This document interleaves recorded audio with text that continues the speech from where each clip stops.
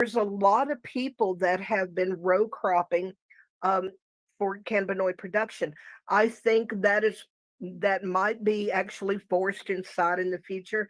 So that's my comments, and I wanted Brandon to elaborate and try to give Cliff some more comments as far as actually working with being growing industrial around your cannabinoid growers.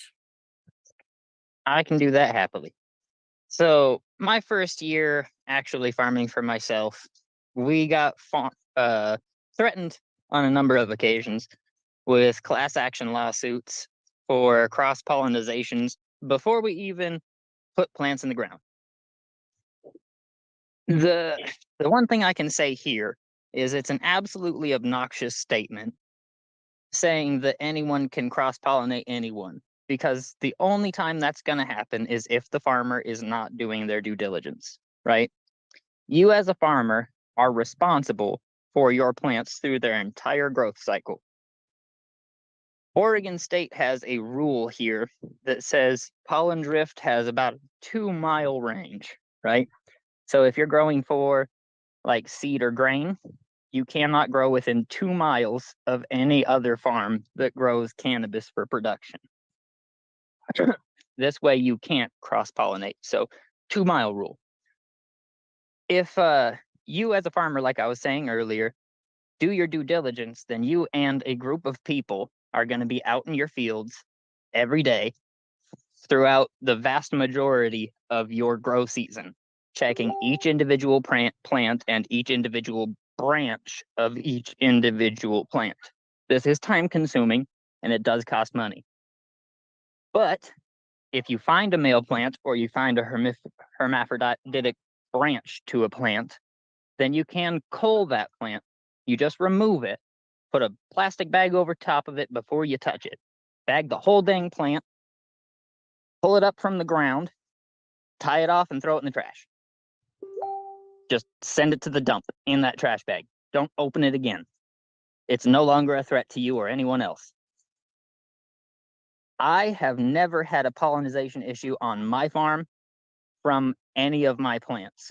However, the neighbor who threatened me with a class action lawsuit that grows medical marijuana, he grew a 10-foot male plant without ever culling it back, and he pollinated the entire neighborhood. So it is possible to cross-pollinate. However, any grower worth their salt won't let it happen. Does that help? Yeah, I knew you had been into a serious experience up there in Oregon. Yeah. Anyone else have any comments for Brandon?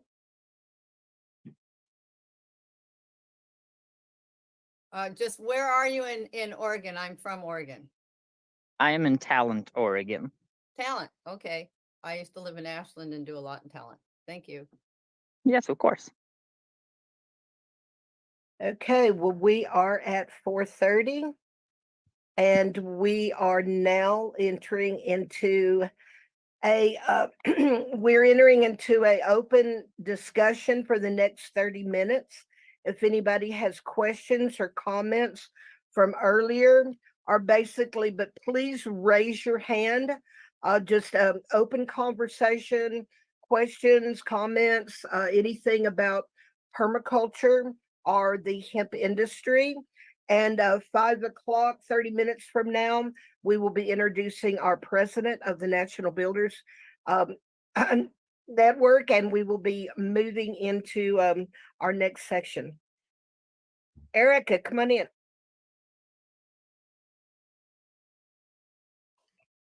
Brandon, my question is for you. Is it possible to grow industrial hemp with no-till in place by using the hemp socks filled with the already enriched soils in rows? It should be. I've not seen anybody try it, at least not locally, but it very much should be. I can't say that we no-till, but we do minimum till. I don't till any of the pathways between my planted spaces, but because of the nature of our clay being so heavy, heavy clay soil, the only way to really allow your plants to get established well is to soften up the soil some. If you don't break it up at least a little bit, the nature of the clay around here is so hard packed it won't grow well. How deep are the roots on industrial hemp plants? No, How deep do that- they go? That's entirely a question. So if you plant by seed, a plant will grow a taproot, right? But if you plant by clone, the plant does not grow taproots. So a naturally grown plant is going to have a much larger root base than a clone grown plant. Naturally grown plants can have roots that are 6, 8, 12 feet deep and equally in width. And I'll add to that, Erica. I do not think it would personally, in my experience, I would not plant industrial in any kind of a container whatsoever.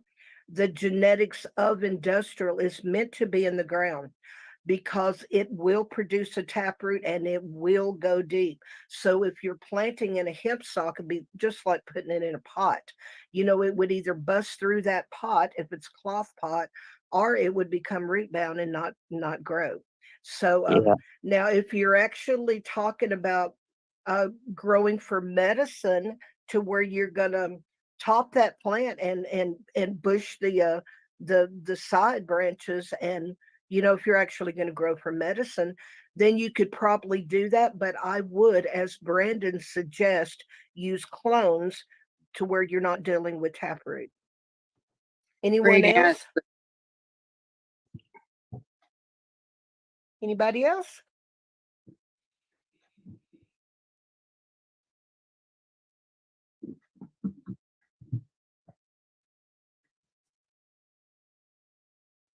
I have another misconception that comes up frequently that I'd like to dispel.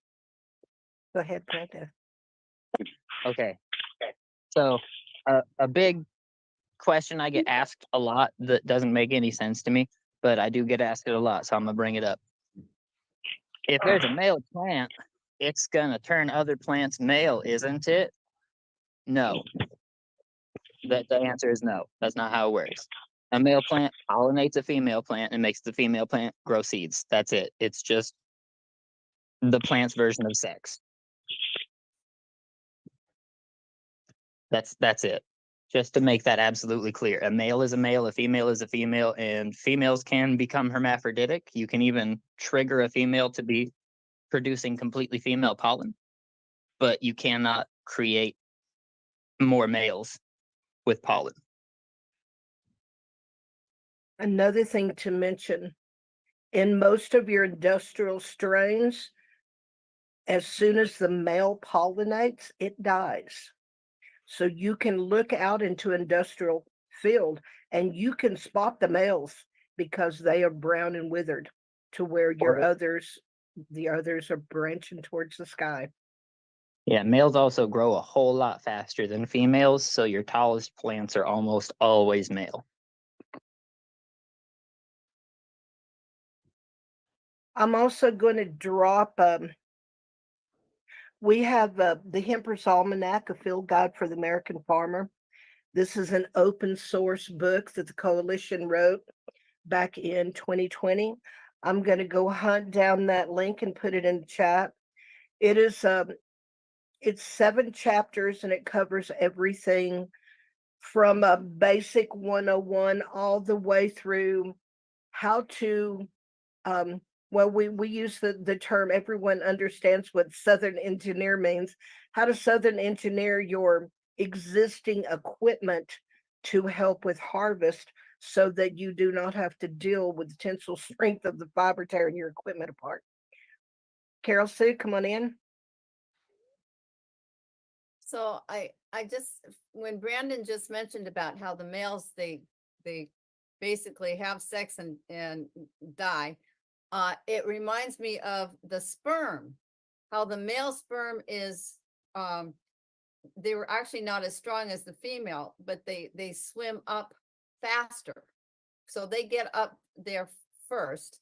If the egg has already dropped, then they will fertilize the egg and then that egg becomes male, but the male dies off. Well, if it gets up there and it dies off and the egg hasn't dropped yet, then when the female sperm gets up there and the egg drops, it becomes female. So I was thinking the correlation between the male actually being weaker and dying off to what you were saying about the seeds of the male. So my question to you is also, so what is the effects? I know everybody always says to be careful of the female because it will do something. Can you explain that a little further? Okay, males don't produce seeds, only females do. Males produce pollen, females produce flower. Flower is pollinated, then it produces seed, right? So a female plant is the only plant that's going to produce bud and flower. Male plants never produce bud. They'll produce what looks like a facsimile of bud, but really it's a cluster of pollen sacs. If that helps, you're never going to get a substantial quantity of anything smokable from a male plant, and a male plant cannot grow seed. It produces pollen and that's it. Go ahead. Ask away. Why are growers, I know, because my husband's a grower and it's not an area I understand, but so why are people afraid or careful of having a female plant around that could then? No. Your female plants are what you want. If you're growing for cannabinoid purposes, all of your plants are female, strictly female. You don't want male. Right, but then they're also afraid of the seeds doing something? No, they get afraid of the seeds because it decreases the value of the crop. That's it. Okay, that's what I needed to know. Thank you. Yeah.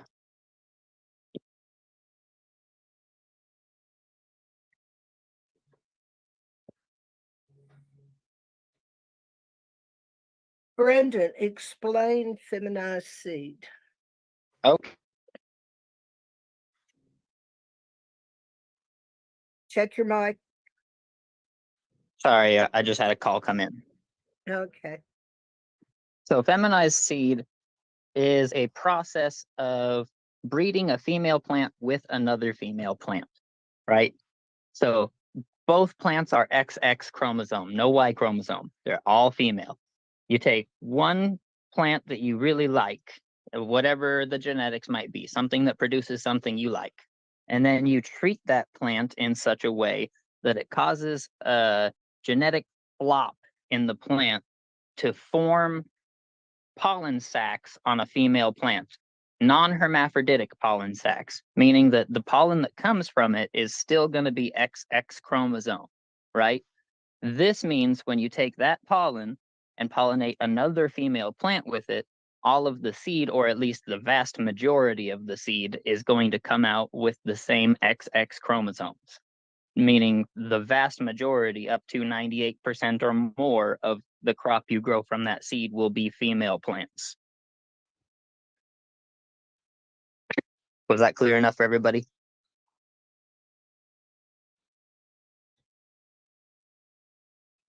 Most definitely. Shannon, that link, that Google Drive link, that is the Hemper's Almanac Field Guide for the American Farmer. So it is basically Hemp 101.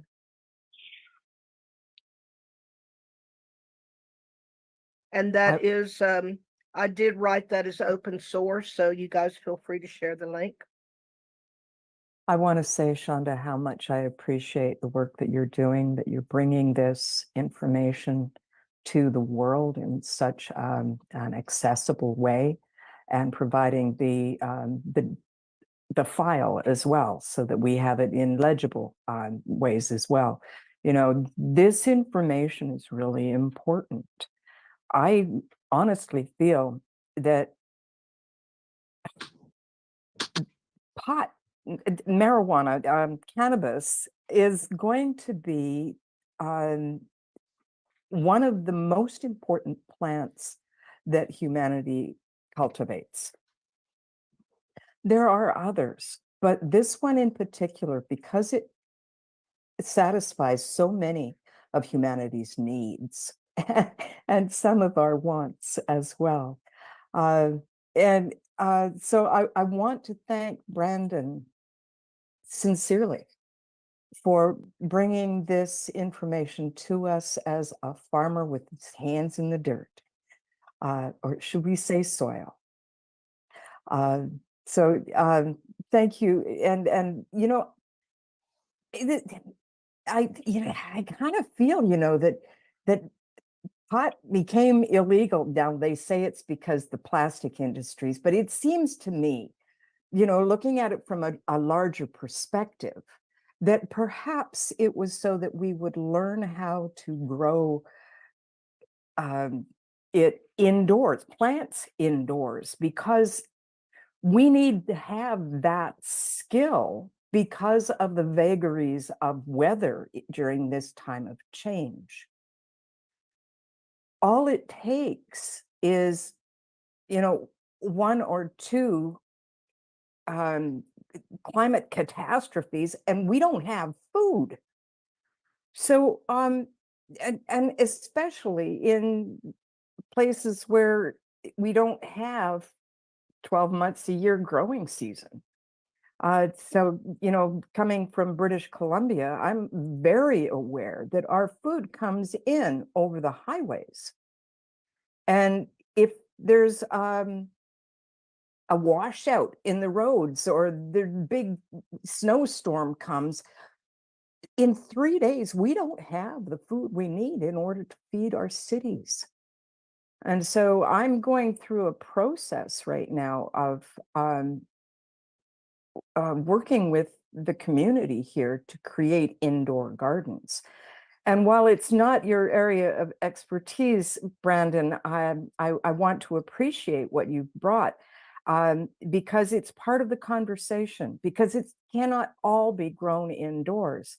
And hemp is it can be grown in as an outdoor crop, and will survive a lot more than your lettuces and whatnot. So this is just, I wanted to bring my interest into this conversation. And I see Michael's got his hand up, and maybe you want to come in. Yeah, come on, Michael. Yeah, absolutely. Yeah, with the plant and cultivation and seeds and all this, I couldn't help myself but jump in. You said that it can be, I think it must be. The plant itself, just for what it provides in the levels of monoterpenes. We've been talking cannabinoids, and we haven't touched much on terpenes and flavonoids and all these other amazing conversations.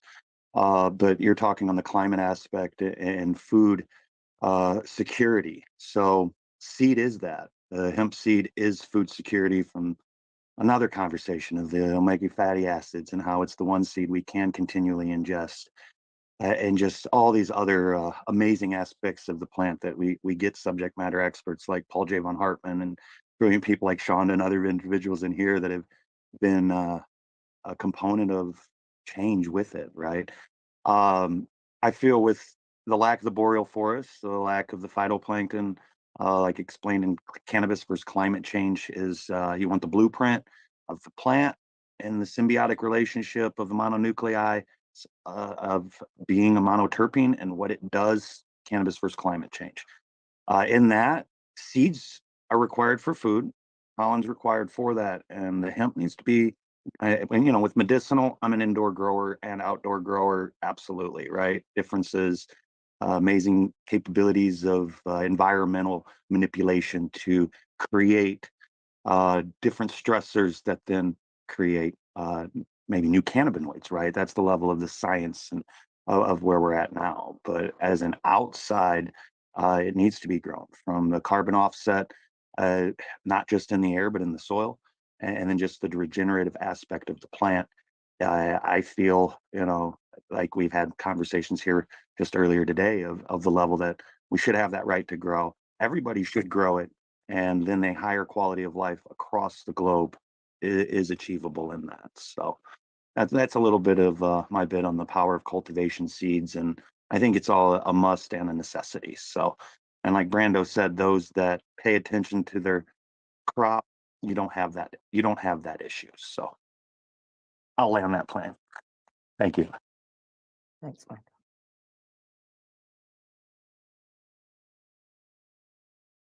Anyone else?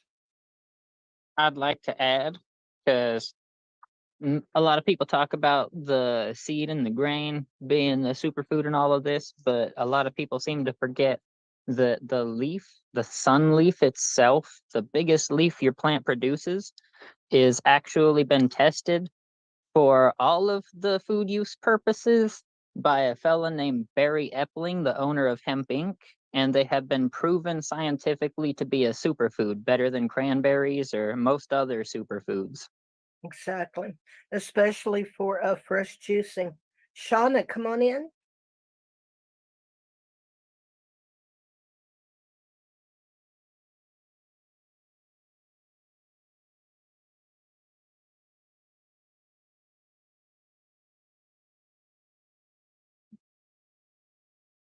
Thank you very much. I was wanting to ask a question about growing other foods and herbs amongst the hemp or cannabis plants, underneath them and around them. We call them companion plants between and under our cannabis plants all the time. If you don't use that space, you're just losing it. Exactly. Thank I find you. anything that won't climb or choke them or choke out their sunlight works well. We usually stick to crawlers like squash or strawberries or things like this that stay real low to the ground, but still block out the sun as much as you can to canopy and keep other weed growth down. Okay. Can I ask Sure. another question?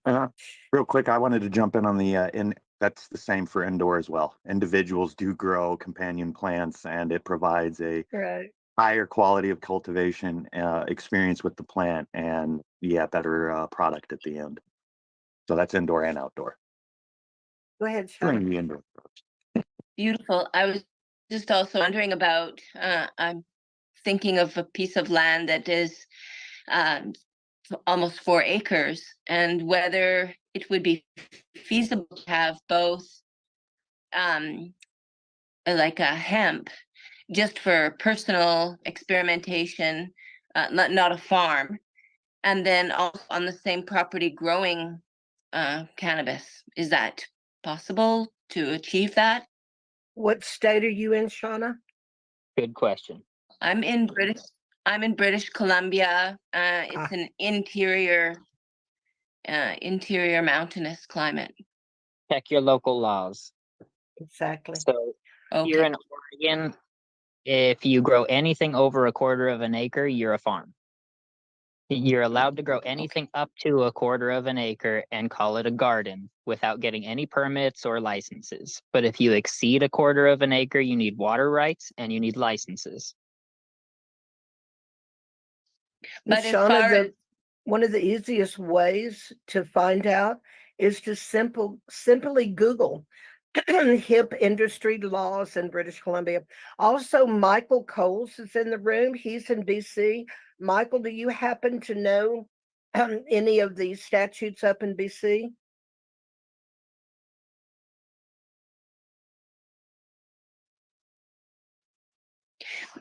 No, not for the aspect of the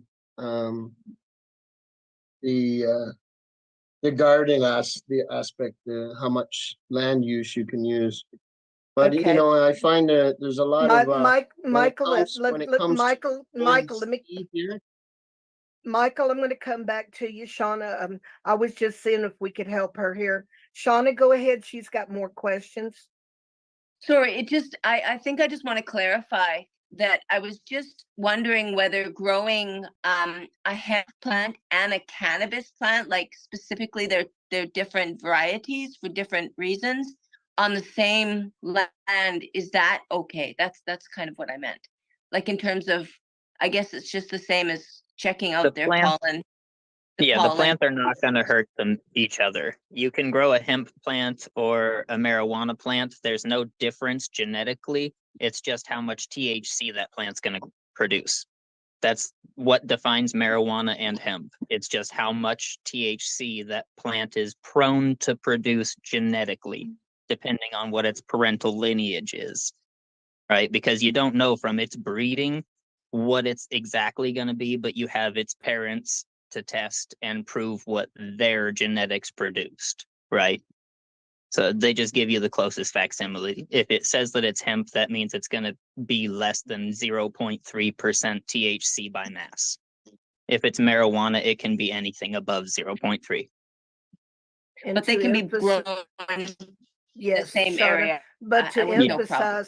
emphasize, to emphasize though, and elaborate here, Shauna, we are talking about growing female plants of the hemp genetics and of the THC dominant genetics.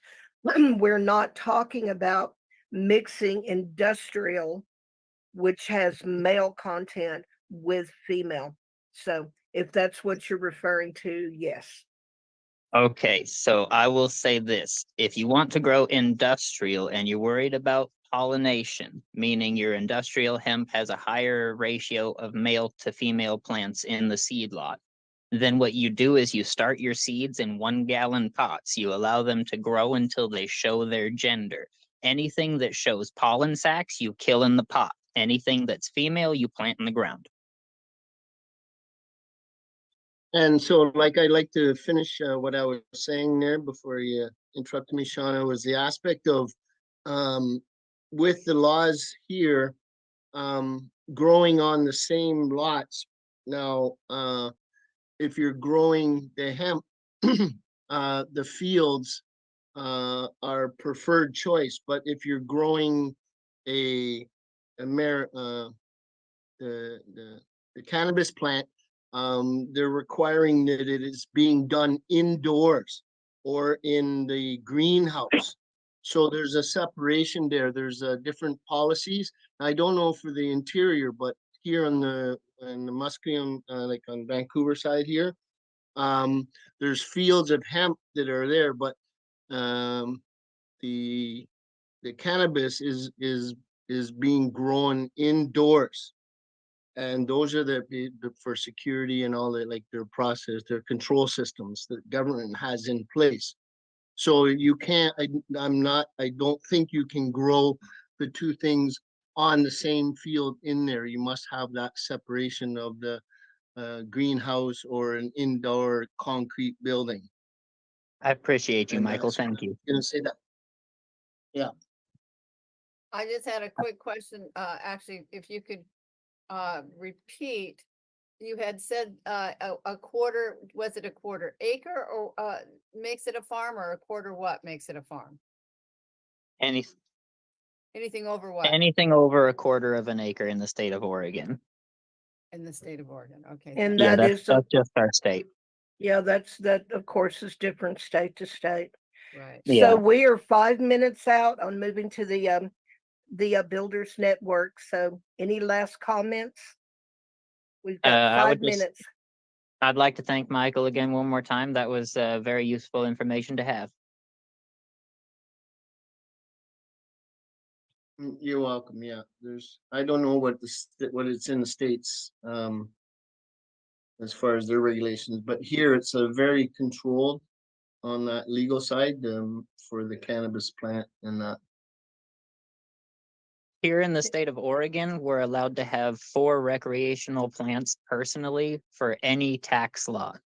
So if you own a tax lot, you can have 4 personal plants regardless of whether they're THC or CBD, it doesn't matter.